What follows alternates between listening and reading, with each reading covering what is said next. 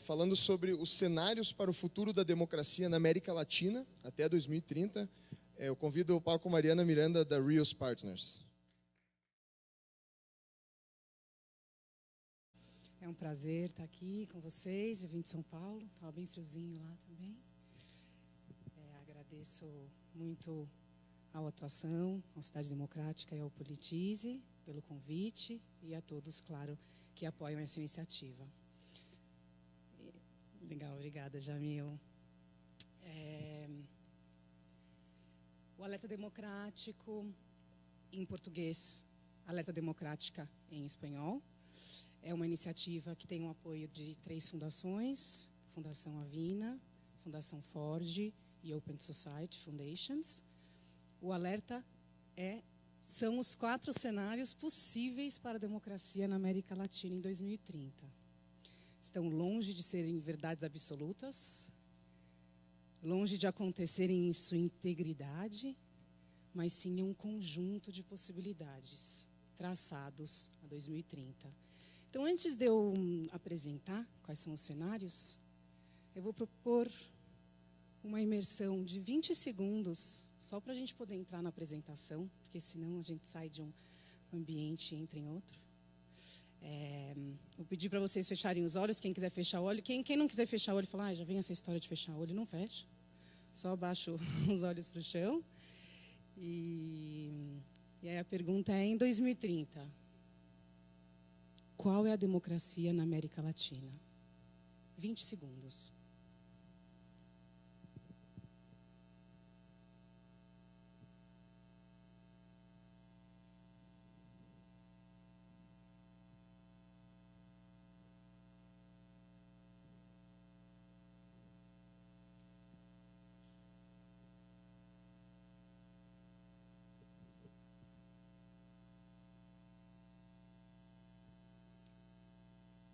Legal.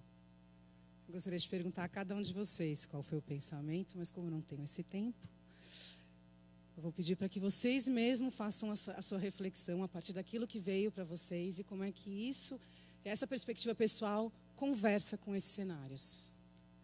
Pode ser que tenha uma ressonância, pode ser que tenha um espelhamento e pode ser que seja completamente diferente. E aí, por favor, venham falar comigo depois. Certo? Por que alerta democrático? Alerta democrático porque nós fizemos uma série de entrevistas direcionadas à equipe que trabalhou na construção desses cenários. E essa análise desses discursos nos mostraram que essa equipe, que logo eu apresentarei quem são, tinham 2 grandes questões, 2 grandes causas. Uma delas ligada realmente à alerta, quer dizer, o que está acontecendo em 2015 nos países da América Latina? O que é preciso ser feito? Que causa é essa que a gente tem que se engajar para mostrar para os nossos próprios cidadãos e para o mundo o que está acontecendo na América Latina? E tinha uma segunda causa, com menos frequência, menos forte, mas que também nos pauta muito, que é que a democracia, na verdade, o futuro da democracia está na América Latina. Então, tem essas 2 causas que norteiam o projeto. Esse processo nada mais é do que a construção de uma plataforma para diálogo e ação. São histórias, são possíveis histórias. Não são previsões, não são propostas, não foi um acordo que as 3 fundações fizeram ou que a equipe fez. São possíveis histórias, histórias que mudam histórias. O futuro não é dado, o futuro é criado. Como é que a gente exercita um pouco, elabora um pouco melhor para pensar como que vai ser isso em 2030? Faz muito pouco tempo que a gente comemorou a data do De Volta para o Futuro. Desculpa fazer esse paralelo, mas é porque parecia tão longe, não parecia, quando a gente viu? E está aí. Então, 2030 também está aí. Quais são os caminhos que a gente precisa percorrer para ter uma democracia verdadeira, genuína ou não, na América Latina? Esses cenários foram criados por 37 líderes latino-americanos. Como vocês podem ver, uma representatividade regional bem interessante, não só regional, como também de área de atuação. Então, Então, eram pessoas advindas, o que a gente chama de multissetores, né? Então, advindas de lugares diferentes, a partir de perspectivas diferentes, com atuações diferentes e que dialogaram num período de 8 dias, em oficinas diferentes, aí pela América Latina, e na construção dessas narrativas, dessas histórias que mudam histórias. O que eles têm em comum é a convicção democrática. Os 4 cenários que eu vou apresentar, eles são democráticos, né? Acredita-se que a gente vai viver em democracia, vai viver numa democracia até 2030. E essa ampla gama de conhecimentos, quer dizer, atores implicados com o campo da democracia. A América Latina está numa encruzilhada, acho que vocês, como eu, estamos vivenciando isso. Tem muitas conquistas importantes, realmente, a gente deve celebrá-las, mas os desafios são muitos. Eu peço desculpa que eu estou passando rápido, mas é porque o tempo é curto. E aí, desse processo, com esses 37 membros, criou-se 4 cenários da democracia. Cenários esses refletem elementos, termos, que a gente chama de diferenciadores. Então, estruturas de poder, instituições democráticas e cultura política, participação cidadã, desenvolvimento econômico, inclusão social e integração regional. Puxa, Mariana, mas a gente está sentindo falta de outras coisas. A gente também está.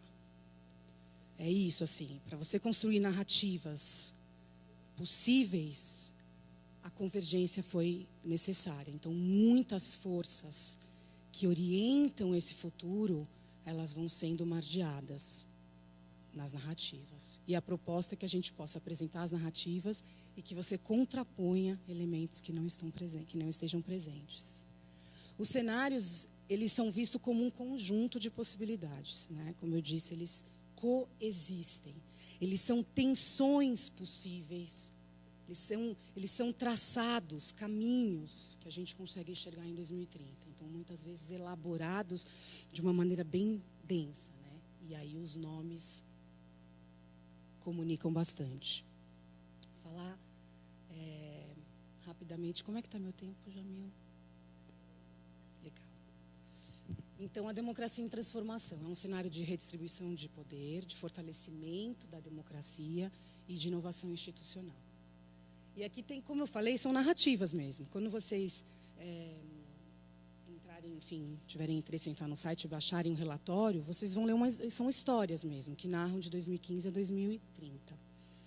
No cenário da transformação, a gente tem, em 2015, um processo de muita corrupção, de muito abuso de poder e de uma insatisfação, de uma incerteza, de uma instabilidade política, que conduzem, na verdade, a uma cultura política, uma educação cívica. As pessoas, a partir desse momento de insatisfação e incerteza, elas se capacitam para entender o que é esse governo e o que a gente precisa fazer para que o governo realmente possa governar, né?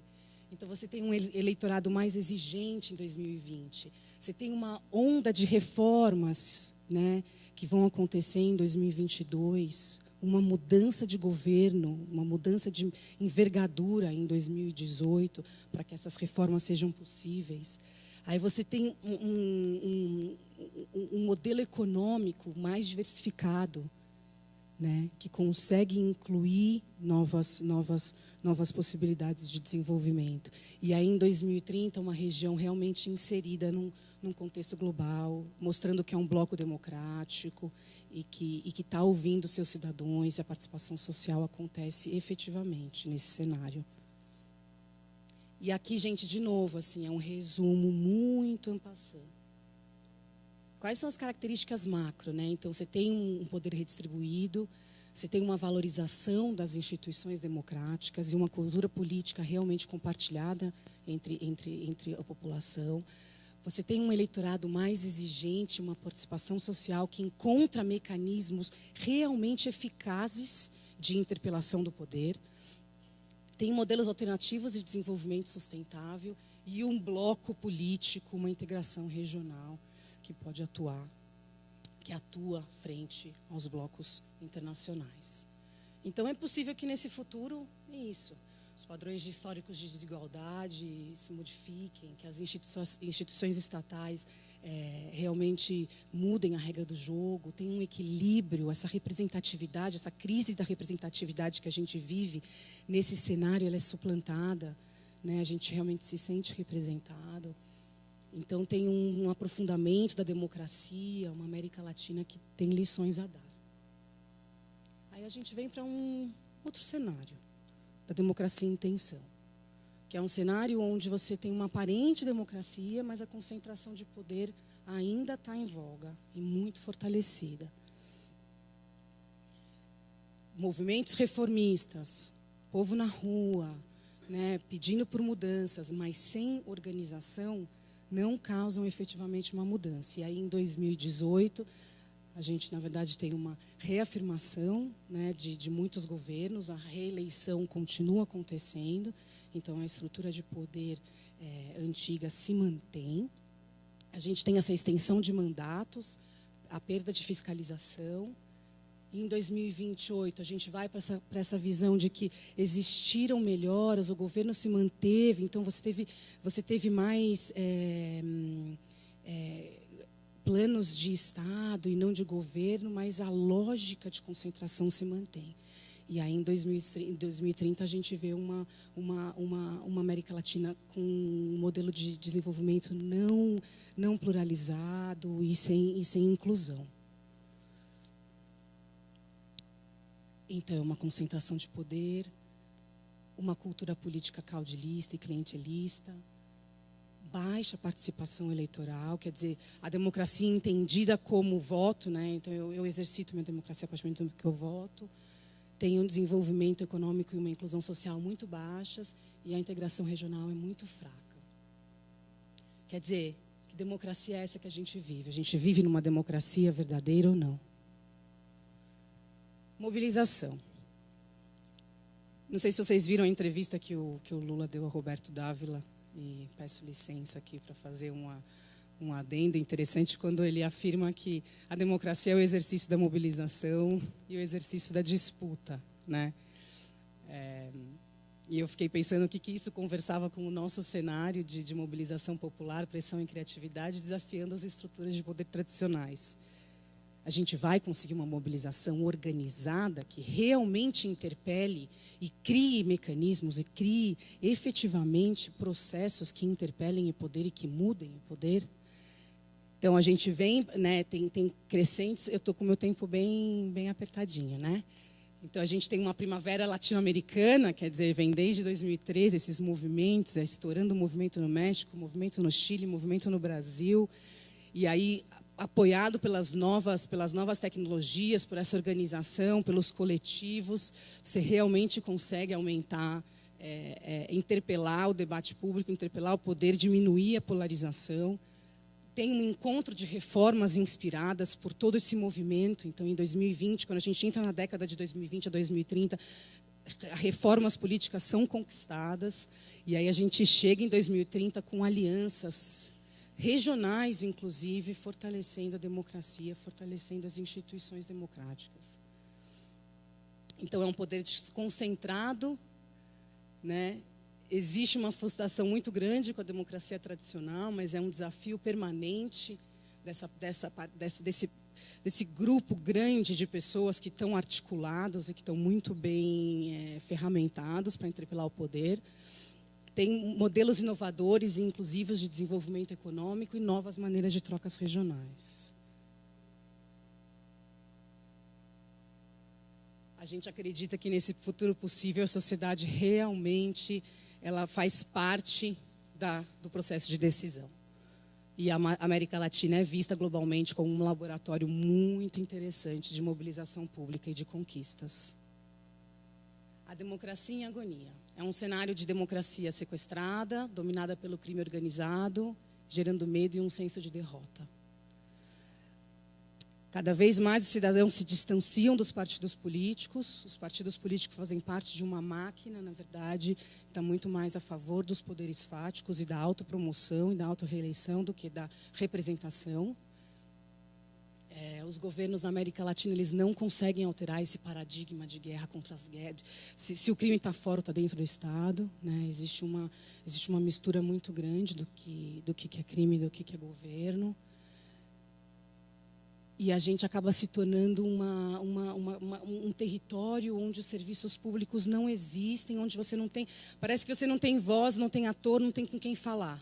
Ninguém decide, ninguém toma decisão, né? E a gente chega em 2030 realmente com números de morte e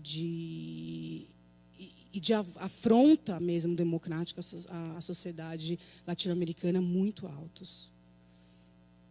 Então, tem um predomínio realmente do poder, do crime organizado, meu tempo estourou.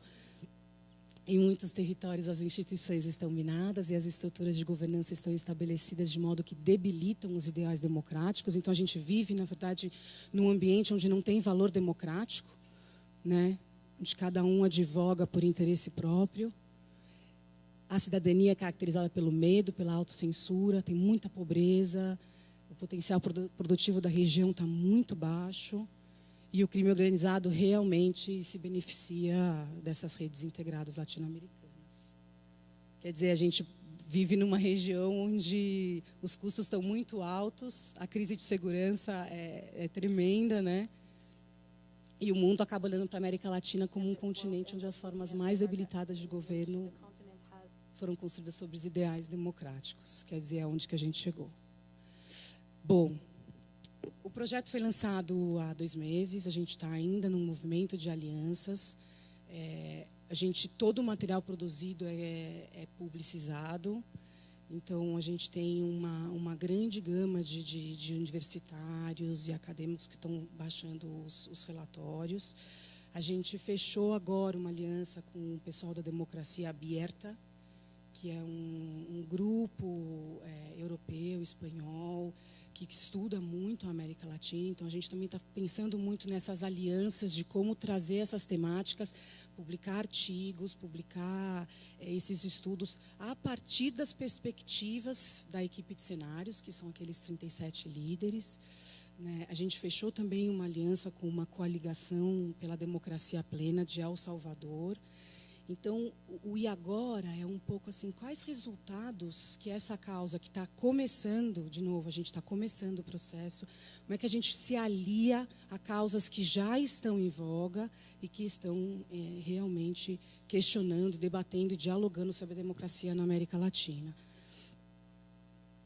Também tem um material bem interessante de como vocês podem usar esses cenários em planejamento estratégico de organizações, para reflexões individuais, para trabalho de grupo, e todo esse material ele fica disponível no site do Alerta, é só fazer um download, é tudo público. Muito obrigada, é isso aí.